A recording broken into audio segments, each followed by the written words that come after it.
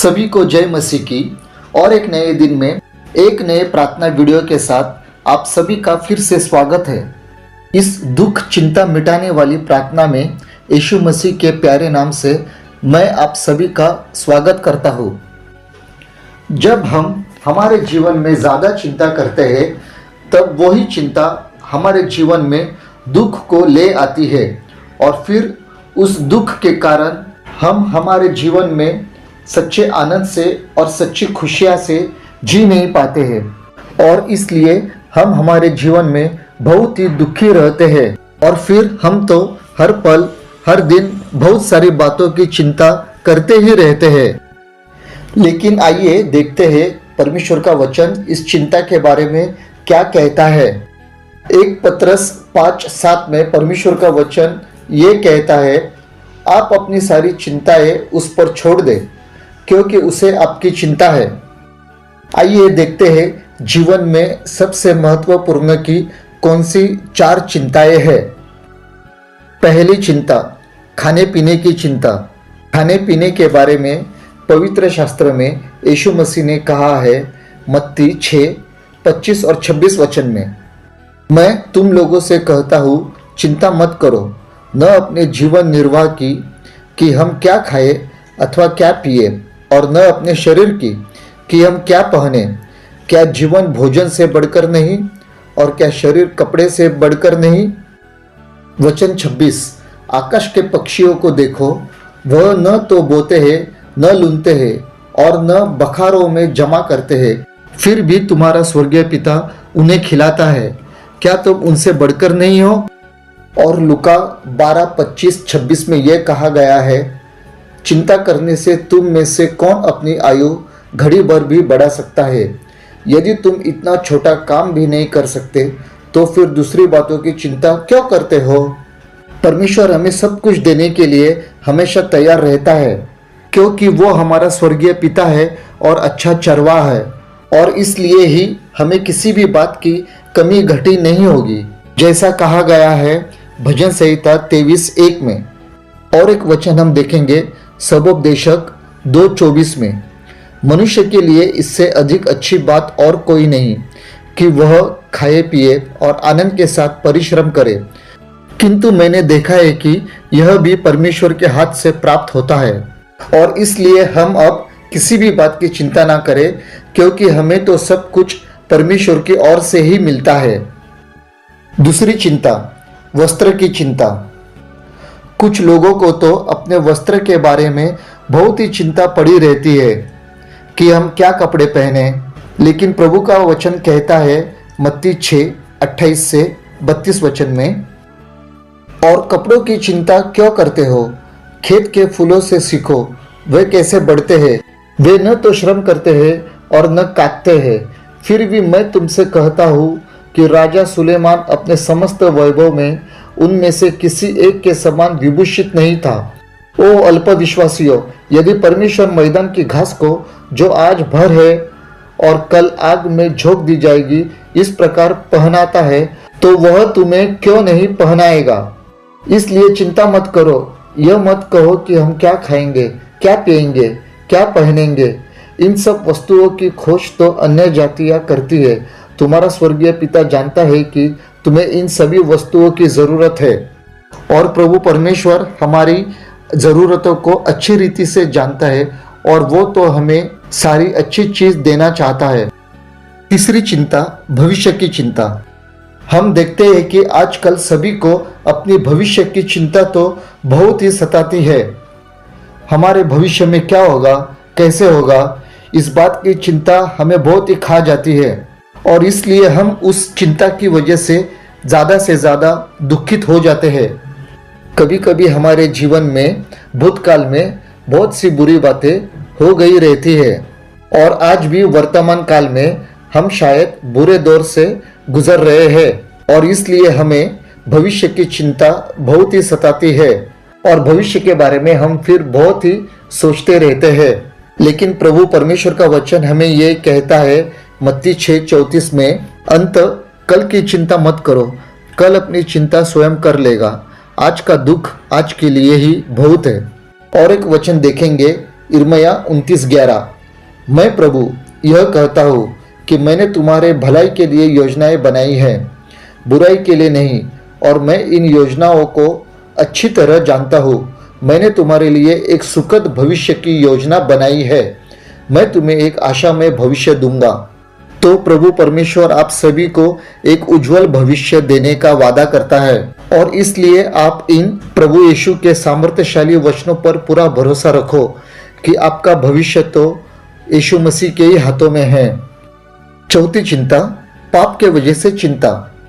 हमारे जीवन में हम जो कुछ भी पाप करते हैं उसकी वजह से हम बहुत ही परेशान हो जाते हैं, और फिर उस पाप के वजह से ही हमें चिंता सताती है, और फिर हमें ये लगता है कि हमारा तो अब बहुत ही बुरा हो जाएगा, हमारा जीवन, हमारा भविष्य तो बस अब नष्ट ही हो जाएगा। और फिर उसी पाप के वजह से हमारे जीवन में चिंता प्रवेश करती है, और फिर उसी पाप के वजह से हमारे शरीर में कई प्रकार की बीमारियां भी आ जाती है। एक पवित्र शास्त्र के उदाहरण को हम देखते हैं दाऊद राजा का। जब दाऊद राजा ने बतशेबा के साथ पाप किया था, तब वह कहता है कि भजन संहिता 51 2 से 4 वचन तक, मेरे अधर्म से मुझे पूर्णतः धो, मेरे पाप से मुझे शुद्ध कर। मैं अपने अपराधों को जानता हूँ, मेरा पाप निरंतर मेरे समक्ष रहता है। तेरे ही विरुद्ध मैंने पाप किया है, और वही किया जो तेरी दृष्टि में बुरा है, इसलिए तू अपने निर्णय में निर्दोष और न्याय में निष्पक्ष है। और फिर हम इस वचन में देखते हैं कि दाऊद राजा ने पश्चाताप किया।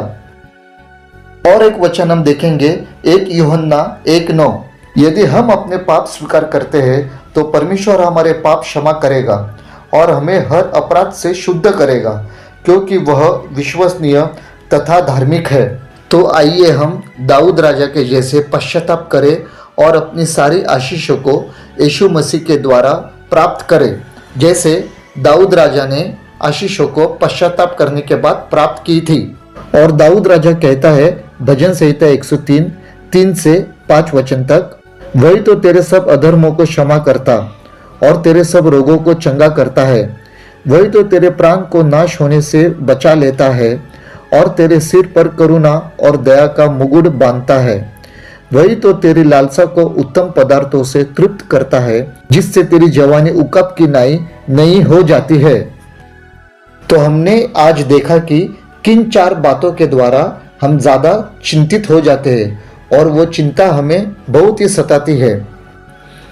तो अब हम देखेंगे कि जब हमें चिंता ज्यादा सताती है तो किन 4 बातों को हमें करना चाहिए जिससे हमारी चिंता दूर हो और हम एक आशीषमय जीवन जी सके और एक आनंद भरा जीवन जी सके जो प्रभु परमेश्वर की ओर से हमें मिलता है। पहली बात, हमें परमेश्वर पर पूरा विश्वास रखना चाहिए। अय्यूब के ऊपर जब बुरी परिस्थितियां आई और जब वो बुरे संकट से गुजरा, तब उसने अपना पूरा विश्वास परमेश्वर के ऊपर रखा और उसने उन हालात में एक ही चीज कही कि परमेश्वर तो सब कुछ कर सकता है। और फिर परमेश्वर ने अय्यूब के विश्वास को देखा और सारी चीज़ों को अय्यूब को परमेश्वर ने दुगनी रीति से लौटा दिया। अय्यूब को परमेश्वर ने बहुत बड़ी बड़ी आशीष दी और अय्यूब की तरह प्रभु परमेश्वर भी हमें ज़रूर आशीष देगा। दूसरी बात, हमें निरंतर प्रार्थना करनी चाहिए। और एक वचन हम देखेंगे फिलिपियो 4 6 और 7 वचन, किसी भी बात की चिंता मत करो, परंतु हर एक बात में तुम्हारी निवेदन, प्रार्थना और विनती के द्वारा धन्यवाद के साथ परमेश्वर के सन्मुख उपस्थित किए जाए। तब परमेश्वर की शांति जो समझ से बिल्कुल परे है तुम्हारे हृदय और तुम्हारे विचारों को मसीह यीशु में सुरक्षित रखेगी। 1 थिस्सलुनीकियों 5:17 वचन ये कहता है, निरंतर प्रार्थना में लगे रहो। तो इन वचनों में से हमने ये सीखा कि हमारी चिंताओं में हमें परमेश्वर से प्रार्थना करनी चाहिए, क्योंकि मसीह यीशु में प्रभु की यही इच्छा है कि हम उससे सदैव निरंतर प्रार्थना करें। तीसरी बात, धन्यवाद देना। 1 थिस्सलुनीकियों 5:18, हर बात में धन्यवाद करो, क्योंकि तुम्हारे लिए मसीह यीशु में परमेश्वर की यही इच्छा है। हमारे दुख और चिंता में हमें तो सिर्फ एक ही ज़रूरी की बात करनी है, और वो तो है परमेश्वर को पूरे दिल से धन्यवाद देना है। चौथी बात, परमेश्वर के अभिवचन पर भरोसा रखना। नीति वचन 16:20, जो वचन पर मन लगाता वह कल्याण पाता है, और जो यहोवा पर भरोसा रखता वह धन्य होता है। और एक वचन हम देखते हैं भजन संहिता 107, 19 और 20 वचन। तब वे संकट में यहोवा की दुहाई देते हैं और वह सकेती से उनका उद्धार करता है। वह अपने वचन के द्वारा उनको चंगा करता और जिस गड्ढे में वे पड़े हैं उससे निकालता है। तो हमें भी आज प्रभु परमेश्वर के हर एक वचन पर पूरे दिल से भरोसा रखने चाहिए कि वो हमें ज़रूर हमारे हर एक दुख और चिंता से बाहर निकालकर हमें ज़रूर वो आशीष देगा। जिस तरह परमेश्वर ने दाऊद और अब्राहम को उनके हर एक दुख और चिंताओं से बाहर निकालकर उनको आशीष दी, उसी तरह प्रभु परमेश्वर आज हम सभी को भी वैसे ही आशीष देगा। आइए विश्वास से प्रार्थना करें। प्रभु यीशु, मैं आज यही प्रार्थना करता हूँ कि जितने भी लोग आज इस वीडियो को देख रहे हैं, प्रभु जी, मेरी यही प्रार्थना विनती है, वे सारे लोगों ने आज के बाद कभी चिंता नहीं करना, कभी दुख में नहीं रहना, ऐसी दया कृपा तो उन सभी के ऊपर कर। और इन बातों को समझने के लिए उन सभी की तू सहायता मदद कर कि चिंता करके वे अपनी उम्र को कभी नहीं बढ़ा सकते हैं।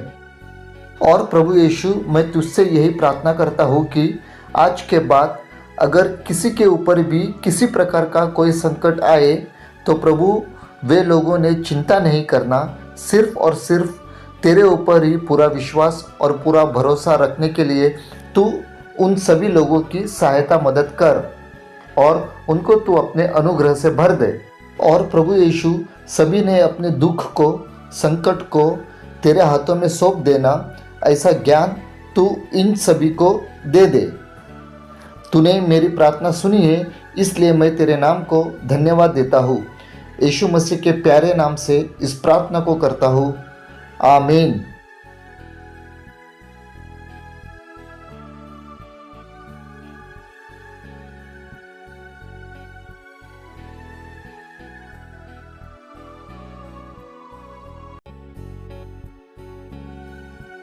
आइए आज पवित्र शास्त्र में से अय्यूब के जीवन की ओर अपना ध्यान लगाए।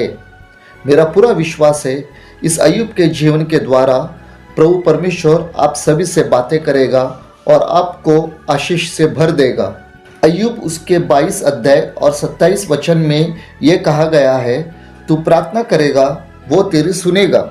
अय्यूब के जीवन में शैतान के द्वारा बहुत सी परीक्षाएं हुई थी। सबसे पहले ये परीक्षा हुई कि एक ही दिन में अय्यूब का सारा धन, उसके पशु, खेत नष्ट हो गए। शबा के लोग आए, उन्होंने धावा करके सब सेवकों को मारकर सब कुछ लूट कर ले गए। अय्यूब के लिए दूसरी बुरी खबर ये आई कि उसके सभी बच्चे मर गए। उसके सारे बेटे बेटियां एक ही दिन में मर गए। ऐसा आंधी तूफान आ गया, जहाँ वह खाना खा रहे थे वहाँ घर उन पर गिर गया और सारे बच्चे मर गए। लेकिन तब भी अय्यूब ने परमेश्वर को कुछ बुरा नहीं कहा, परंतु परमेश्वर को धन्यवाद दिया। अय्यूब 1:21 और 22 वचन में हम ये देखते हैं, उसने कहा, प्रभु यहोवा ने दिया और यहोवा ही ने लिया, यहोवा का नाम धन्य है। अय्यूब ने अपने सारे विपत्तियों में परमेश्वर की स्तुति की और प्रार्थना की। उसने पाप नहीं किया, न ही परमेश्वर पर कोई आरोप लगाया। उसका दुख यहाँ पर खत्म नहीं हुआ, तो उसकी शारीरिक परीक्षा भी हुई। शैतान ने अय्यूब के शरीर में बड़े बड़े फोड़े दिए। अय्यूब पाँव के तलवे से लेकर सिर की चोटी तक बड़े बड़े फोड़ों से पीड़ित हो गया और उस दर्द में अय्यूब ने खुजलाने के लिए एक ठिकरे को लिया। ठिकरा मतलब बर्तन का टुकड़ा, और उस ठिकरे को लेकर वो राख में बैठ गया। ऐसी सारी दुख भरी परिस्थिति में अय्यूब ने कहा, क्या हम परमेश्वर के हाथों से केवल सुख ही सुख ग्रहण करें और दुख नहीं? अय्यूब पर यह विपत्तियां आई, किंतु उसने पाप नहीं किया था। ना तो उसने परमेश्वर को किसी भी प्रकार का दोष दिया, बल्कि वो तो परमेश्वर की प्रार्थना करता रहा और परमेश्वर को बस दिन रात सिर्फ धन्यवाद ही देता रहा।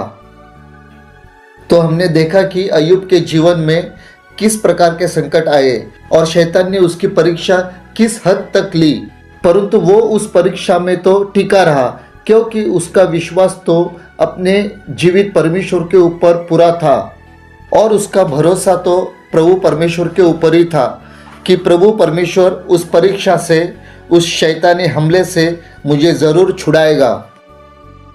और एक बड़ा ही महत्वपूर्ण वचन अय्यूब कहता है, अय्यूब 19:25 वचन में, मुझे तो निश्चय है कि मेरा छुड़ाने वाला जीवित है। और इसी वचन को अय्यूब ने कबूल किया, घोषित किया और इस वचन को वो थामे रहा।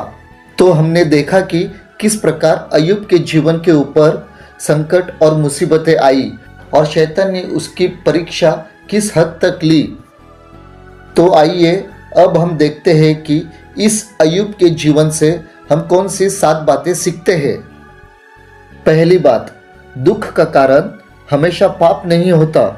जब भी हमारे ऊपर कोई दुख या संकट आता है तो सबसे पहले हमें यही लगता है कि उस दुख संकट का कारण सिर्फ पाप ही है, परंतु ऐसा तो हमेशा नहीं होता है, क्योंकि अय्यूब ने तो कुछ भी पाप नहीं किया था। वो तो प्रभु परमेश्वर की दृष्टि में एक नीतिमान पुरुष था। ये तो सिर्फ परमेश्वर के द्वारा उसकी एक विश्वास की परीक्षा थी और परमेश्वर यह जानता था कि अय्यूब मेरा सेवक विश्वास की परीक्षा में बिल्कुल स्थिर रहेगा। और उन सारे दुख में, संकट में, चुनौतियों में, परीक्षा में अय्यूब तो पास हो गया और फिर परमेश्वर के द्वारा अय्यूब को दुगनी आशीष प्राप्त हो गई। बहुत से बार हमारे भी जीवन में दुख परीक्षा बनकर आता है, जैसे अय्यूब के जीवन में शैतान ने परीक्षा ली थी। दूसरी बात, परमेश्वर सब कुछ कर सकता है। अय्यूब 42:2 में हम ये देखते हैं, मैं जानता हूँ कि तू सब कुछ कर सकता है, तेरी कोई भी योजना निष्फल नहीं होती। तो अय्यूब यह कहता था परमेश्वर सब कुछ कर सकता है। परमेश्वर ने वैसे ही अय्यूब के साथ किया और परमेश्वर ने उसे तो दुगनी आशीष दी। जो कुछ उसने अपने जीवन में खोया था वो सब कुछ परमेश्वर ने उसे दुगनी आशीष के रूप में दे दिया, क्योंकि अय्यूब ये जानता था कि परमेश्वर तो असंभव बातों को भी संभव कर सकता है। तीसरी बात, परमेश्वर की कोई भी योजना निष्फल नहीं होती। अय्यूब 42:2 में, परमेश्वर जब किसी व्यक्ति के लिए आशीष की योजना बनाता है तो उस आशीष की योजना को शैतान भी या कोई परिस्थिति भी या कोई इंसान भी कभी रोक नहीं सकता है। और फिर वो योजना तो हमारे जीवन में परमेश्वर के द्वारा पूरी होकर ही रहती है। यिर्मयाह 29:11 ये कहता है, मैं प्रभु यह कहता हूँ कि मैंने तुम्हारी भलाई के लिए योजनाएं बनाई हैं, बुराई के लिए नहीं, और मैं इन योजनाओं को अच्छी तरह जानता हूँ। मैंने तुम्हारे लिए एक सुखद भविष्य की योजना बनाई है। मैं तुम्हें एक आशामय भविष्य दूंगा। चौथी बात, हमारी परिस्थिति तो सिर्फ परमेश्वर ही बदल सकता है। जिस तरह परमेश्वर ने अय्यूब के अपमान, निंदा को सम्मान में बदल दिया, उसी तरह परमेश्वर भी हमारे अपमान, निंदा को सम्मान में बदल सकता है। हमारे हर दुख को परमेश्वर दूर कर सकता है।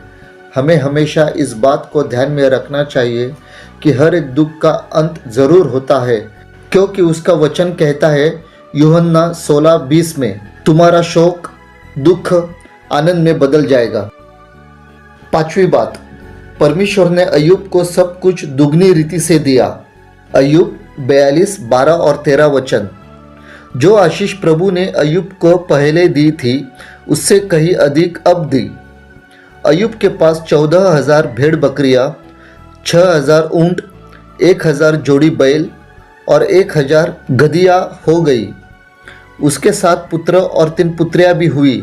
जब हम परमेश्वर पर अय्यूब की तरह विश्वास रखकर उसकी आज्ञा पालन करते हैं, तब हमें परमेश्वर की ओर से दुगनी आशीषें मिलती है। छठी बात, अय्यूब ने अपने मित्रों के लिए प्रार्थना की। अय्यूब 42:10 में देखेंगे, जब अय्यूब अपने मित्रों की क्षमा के लिए प्रार्थना कर चुका, तब प्रभु ने उसकी स्थिति पहले जैसी ही कर दी। उसने उसका दुख दूर कर दिया। जितनी धन संपत्ति अय्यूब के पास पहले थी, उसका दुगुना प्रभु ने अय्यूब को लौटा दिया। अय्यूब के जैसे चाहे आज हम कैसे भी दुख की परिस्थिति में हो, परंतु जब हम उस दुख की परिस्थिति में अपने मित्र के लिए, दूसरों के लिए प्रार्थना करते हैं, तब प्रभु परमेश्वर हमारी उस प्रार्थना को सुनता है और हमें आशीष से भर देता है। सातवीं और आखिरी बात, हमारा परमेश्वर जिंदा और सर्वशक्तिमान परमेश्वर है और हमारी प्रार्थना को ज़रूर सुनता है। अय्यूब ने अपने दुख और परीक्षाओं में से जाने के बाद ही जाना और उसको ये अनुभव आया कि परमेश्वर कितना शक्तिशाली और सामर्थ्यशाली है और वो ज़रूर हमारी प्रार्थना सुनता है। और आखिर में और एक वचन हम देखेंगे अय्यूब 42:5 में। अय्यूब ये कहता है, प्रभु मैंने तेरे विषय में केवल कानों से सुना था, पर अब मेरी आंखें तुझे देखती है। तो हमने भी परमेश्वर के बारे में अपने कानों से सुना है, परंतु बहुत ही जल्द हम हमारी आशीषों को अपनी आंखों से ज़रूर देखेंगे। तो इन सारी महत्वपूर्ण की 7 बातें अय्यूब के जीवन के द्वारा हम आज सीख पाए। तो आइए विश्वास से प्रार्थना करें। अय्यूब 22:27 वचन में तूने कहा है, तू प्रार्थना करेगा वो तेरी ज़रूर सुनेगा। प्यारे प्रभु यीशु, आज जितने भी लोग इस वीडियो को देख रहे हैं, हम उन सभी के लिए आज तेरे पास प्रार्थना करते हैं। जिस तरह अय्यूब का मजबूत विश्वास तुझ पर था, उसी प्रकार जो लोग आज इस प्रार्थना को सुन रहे, उन सभी के विश्वास को तू मजबूत कर, दृढ़ कर, और उनके जीवन में किसी भी प्रकार का अचानक कोई भी संकट आए तो उस संकट में, उस परिस्थिति में उनको तू मजबूत बनाए रख। उनके विश्वास को तू हिलने ना पाए, उनका विश्वास थोड़ा भी कम ना होने पाए, और उस संकट में अय्यूब की तरह सिर्फ तुझसे प्रार्थना करना और तुझे धन्यवाद देने के लिए तू सभी की सहायता मदद कर। और प्रभु यीशु, मैं ये प्रार्थना करता हूँ, जो भी व्यक्ति आज अपने परिवार के लिए या वैयक्तिक रीति के लिए प्रार्थना कर रहा है, तू उनको अपनी स्वर्गीय दुगनी आशीष दे। जिस भी प्रकार के वे सारे लोग आज दुख से जा रहे हैं, प्रभु यीशु, मुझे नहीं पता उनके जीवन में कौन सा प्रकार का दुख है, लेकिन प्रभु यीशु उनके दुख को तो तू अच्छी रीति से जानता है। तो प्रभु यीशु, मेरी यही प्रार्थना है, तू उनको उस दुख से दूर कर दे और उनके जीवन में तू सारी खुशियों को ला और अपने आशीषों को उनके जीवन में तू बरसा दे। आज किसी की भी निराशा की परिस्थिति होगी, उस निराशा की परिस्थिति से तू उनको अपनी आशा दे।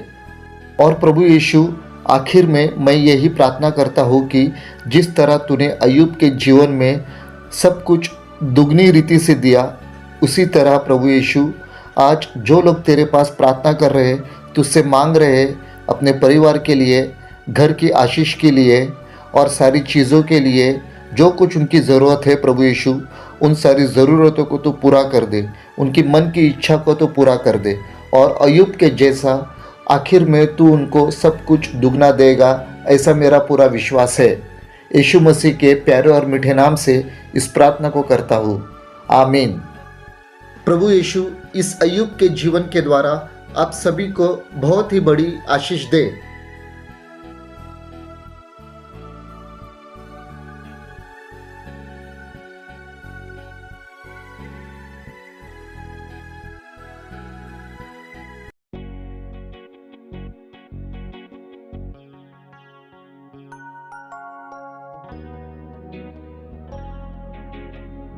सबको जय मसीह की। और एक नए दिन में एक नए प्रार्थना वीडियो के साथ आप सभी का स्वागत है। भजन संहिता 33, सुजग और संरक्षक परमेश्वर की स्तुति करना। हे धर्मियों, यहोवा के कारण जय जयकार करो, क्योंकि धर्मी लोगों को स्तुति करनी सोती है। वीणा बजा बजा कर यहोवा का धन्यवाद करो, 10 तार वाली सारंगी बजा बजा कर उसका भजन गाओ, उसके लिए नया गीत गाओ, जय जयकार के साथ भली भांति बजाओ, क्योंकि यहोवा का वचन सीधा है और उसका सब काम सच्चाई से होता है। वह धर्म और न्याय से प्रीति रखता है। यहोवा की करुणा से पृथ्वी भरपूर है। आकाशमंडल यहोवा के वचन से और उसके सारे गण उसके मुँह ही श्वास से बने। वह समुद्र का जल ढेर की नाई इकट्ठा करता, वह गहरे सागर को अपने भंडार में रखता है। सारी पृथ्वी के लोग यहोवा से डरे, जगत के सब निवासी उसका भय माने, क्योंकि जब उसने कहा तब हो गया, जब उसने आज्ञा दी तब वास्तव में वैसा ही हो गया। यहोवा अन्य अन्य जातियों की युक्ति को व्यर्थ कर देता है, वह देश देश के लोगों की कल्पनाओं को निष्फल करता है। यहोवा की युक्ति सर्वदा स्थिर रहेगी, उसके मन की कल्पनाएं पीढ़ी से पीढ़ी तक बनी रहेगी। क्या ही धन्य है वह जाति जिसका परमेश्वर यहोवा है, और वह समाज जिसे उसने अपना नीच भाग होने के लिए चुन लिया हो। यहोवा स्वर्ग से दृष्टि करता है, वह सब मनुष्यों को निहारता है। अपने निवास के स्थान से वह पृथ्वी के सब रहने वालों को देखता है।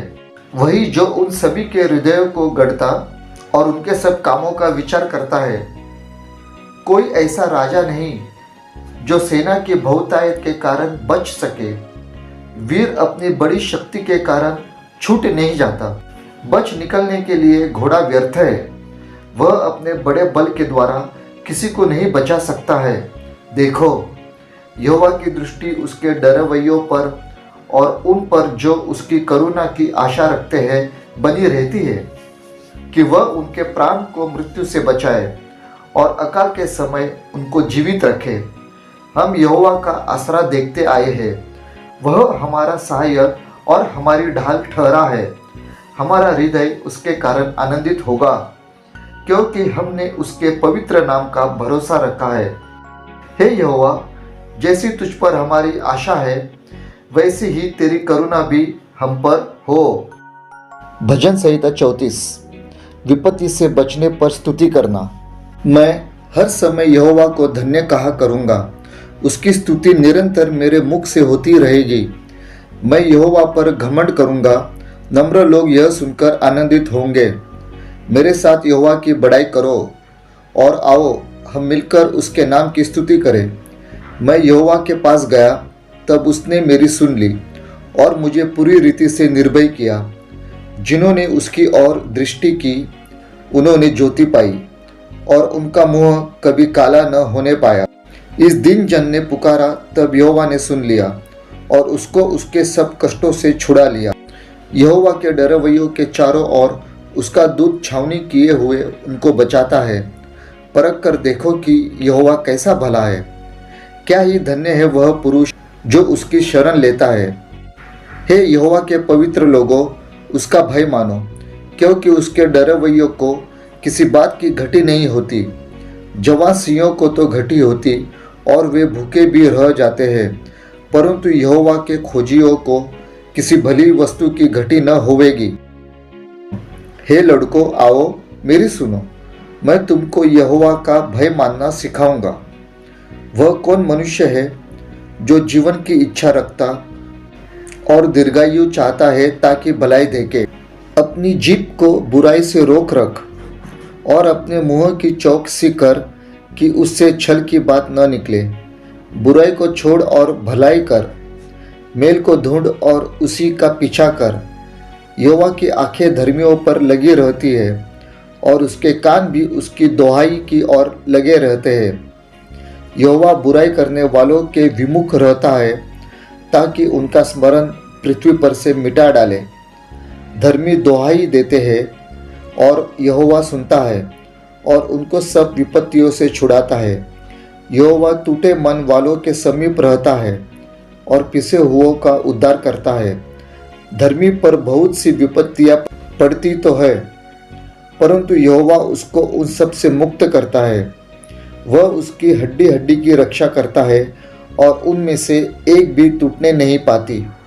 दुष्ट अपनी बुराई के द्वारा मारा जाएगा और धर्मी के बैरी दोषी ठहरेंगे। यहोवा अपने दासों का प्राण मोल लेकर बचा लेता है और जितने उसके शरणागत हैं उनमें से कोई भी दोषी न ठहरेगा। आइए विश्वास से प्रार्थना करें। सर्वशक्तिमान हमारे जीवित परमेश्वर, हम तेरे पास आज यही प्रार्थना करते हैं हर एक लोग जो इस वीडियो को देख रहे हैं, इस प्रार्थना को सुन रहे हैं, प्रभु उन सभी के ऊपर तू अपनी करुणा को बरसा दे। और प्रभु परमेश्वर, तेरा वचन भजन संहिता 33:9 वचन में कहता है, क्योंकि जब उसने कहा तब हो गया। प्रभु यीशु, तो हमारी यही प्रार्थना है, हर एक के जीवन में तू आशीष की बातों को कह दे, ताकि उन सभी को तेरी आशीष ज़रूर प्राप्त होगी।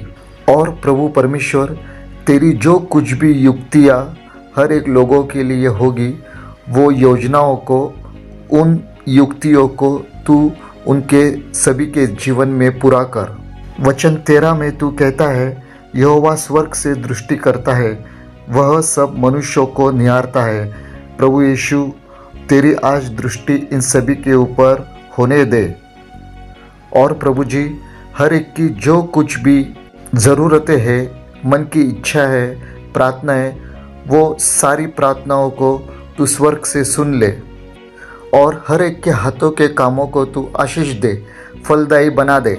हे प्रभु यीशु, आज तेरी करुणा को तू सबके ऊपर उंडेल दे। सभी का तू आसरा बन जा, सहायक बन जा और उनकी ढाल तू बन जा। और आज जिस किसी का भी भरोसा तेरे पवित्र नाम के ऊपर है, उनके हृदय को तू आनंदित कर दे। भजन संहिता 34:4 में तेरा वचन ये कहता है, मैं यहोवा के पास गया, तब उसने मेरी सुन ली और मुझे पूरी रीति से निर्भय किया। हे यहोवा प्रभु यीशु, हम आज तेरे पास यही मांगते हैं, यही चाहते हैं, यही तुझसे प्रार्थना करते हैं। प्रभु, जो कोई तेरे पास आता है विश्वास से, प्रभु जी, तू उनकी प्रार्थना विनती को सुन ले और उनका जो कुछ भी डर होगा, भय होगा, उससे उनको तू पूरी रीति से निर्भय कर दे। और आज प्रभु जी, जितने भी लोग तेरी ओर दृष्टि लगा रहे हैं, उनकी ज्योति तू बन जा और उनका मुंह कभी काला ना होने पाए। जितने भी लोग आज बड़े दीनता से तुझे पुकार रहे हैं, प्रभु यीशु, तू उनकी प्रार्थना को सुन ले और उनको उनके हर एक कष्टों से छुड़ा ले। यही मैं प्रार्थना विनती करता हूँ। और प्रभु यीशु, जितने भी लोगों के दिल में आज तेरे प्रति डर है, तेरा भय है, प्रभु यीशु, उनके लिए अपने दूतों की छावनी को तू प्रकट कर और दूतों को तू आज्ञा दे, ताकि वे दूत, तेरे दूत उन सभी को बचा सके। प्रभु यीशु, जितने भी लोगों ने आज तुझ में शरण ली है, हम यही प्रार्थना करते हैं कि प्रभु उनके हर एक के जीवन में तू भलाई के कामों को कर। जितने भी लोग आज तेरा भय मानते हैं, उन सभी लोगों को कौन से भी अच्छी बातों की घटी ना हो, यही हमारी प्रार्थना है। और तेरा वचन कहता है, वचन 10 में, जवान सिंहों को तो घटी होती है और वे भूखे भी रह जाते हैं, परंतु यहोवा के खोजियों को किसी भली वस्तु की घटी न होवेगी। तो प्रभु यीशु, हमारी यही प्रार्थना है आज प्रभु जी, जितने भी लोग तेरे ऊपर विश्वास करते हैं, तुझे ढूंढते हैं और तुझे पुकारते हैं, प्रभु जी, उनको तू किसी भी अच्छी बात की घटी ना होने दे। हे यहोवा, आज हम तुझसे यही प्रार्थना करते हैं, तेरी आंखें हर एक धर्मी व्यक्ति पर लगी रहने दे और तेरे कान भी उनकी दुहाई की ओर लगे रहने दे, ताकि जब वे धर्मी लोग तेरी दुहाई देंगे, तो यहोवा तू कृपया उनकी प्रार्थना विनती को सुन ले और उनको उनकी हर एक विपत्तियों से छुड़ा ले। हे यहोवा, आज हम प्रार्थना करते हैं, जितने भी लोग आज निराश है, उदास है और उनका मन शायद टूटा हुआ है, उनके समीप तू आ जा, उनको तू अपने करीब ले और प्रभु यीशु, तू उनका उद्धार कर दे।